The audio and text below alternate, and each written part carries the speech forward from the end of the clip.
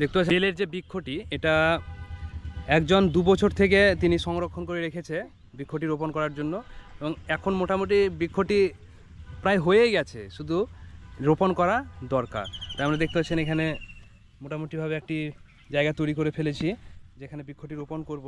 তাই এই বৃক্ষটি আশা করছি হয়ে আছে, সেহেতু এটা নষ্ট হওয়ার কোনো সম্ভাবনা নাই। তা আমরা জাস্ট চেষ্টা করব রোপণ করার, কারণ উনি খুব আগ্রহ করে 2 বছর ধরে তিনি যত্ন করে রেখেছে গাছটিকে। তাই আমরা আজকে রোপণ করব এই বর্ষার সুন্দর মরশুমে। দেখতে পাচ্ছেন ওয়েদারটা দারুণ রয়েছে। এই ওয়েদারে যদি আমরা বৃক্ষ রোপণ করি তাহলে এই বর্ষার শুরুতেই তাহলে বৃক্ষগুলো প্রত্যেকটা বৃক্ষ নষ্ট হবে না, হয়ে যাবে। তা আমাদের প্রত্যেকের কর্তব্য এই মরশুমে বর্ষার আগমনে আমাদের বৃক্ষ রোপণ করা। তাহলে আমরা বৃক্ষগুলোকে আমরা পরবর্তী বর্ষা আরও ভালোভাবে দেখতে পাবো, প্রকৃতি আরও সুন্দরভাবে ফুটে উঠবে। এই যে তাপমাত্রা দাবদাহ থেকে আমরা বেঁচে এলাম, সেই দাবদাহ থেকে আমরা একটু হলেও শান্তি পাবো। তাই চেষ্টা করব বৃক্ষ রোপণ করা। দেখতে পাচ্ছেন সেই যে বেলের বৃক্ষটি আমরা রোপণ করব। সত্যি বৃক্ষটি এত বড়, তিনি যে যত্ন করে 2 বছর ধরে রেখেছিল রোপণ করার জন্য, আজকে আমরা রোপণ করছি। আমাদের দেখতে পাচ্ছেন আজকে বৃক্ষ রোপণ করার জন্য আমাদের উনি বৃক্ষটি রোপণ করবে, ওনার হাত ধরে আমরা আজকে রোপণ করব।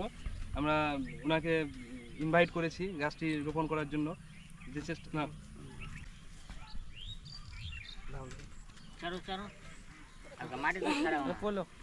মাটি ছাড়া, কিন্তু এই বস্তাটা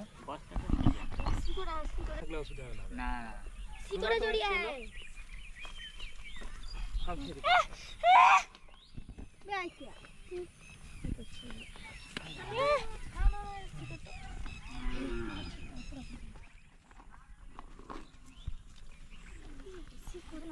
দেখতে পাচ্ছেন বৃক্ষটি অনেক বড়, তো তার জন্য অনেক বড়, এই যে মূল শিকড় সেটা বড় হয়ে গেছে, তাই একটু আমাদের সমস্যা হচ্ছে।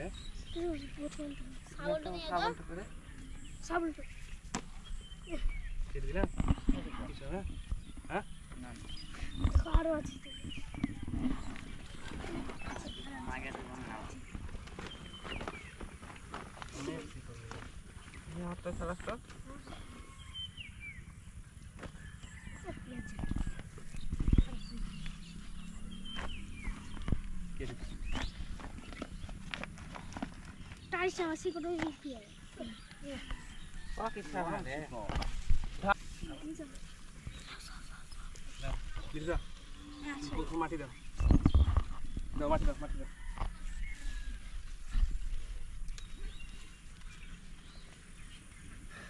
দূর থেকে তো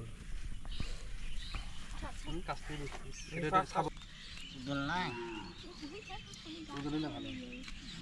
দেখতে পাচ্ছেন আমাদের মিঠুদা, উনি গাছটি রোপণ করছে।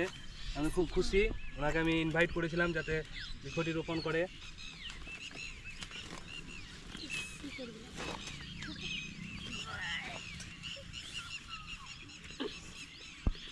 উনিও চাইছেন যাতে এই যে গরম যে তাপমাত্রা আমরা সহ্য করলাম সেটা যাতে একটু কমে, প্রকৃতি যাতে যেমন এখন বর্ষা চলছে সেই বর্ষা যেমন চলে, আমাদের আবহাওয়াটা যাতে একটু মানে আমাদের বাসযোগ্য হয়, তার জন্য উনিও চেষ্টা করছেন।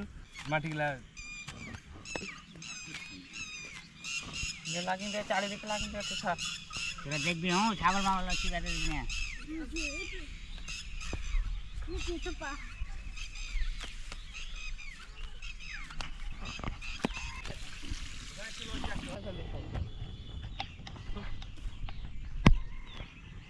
Hiding.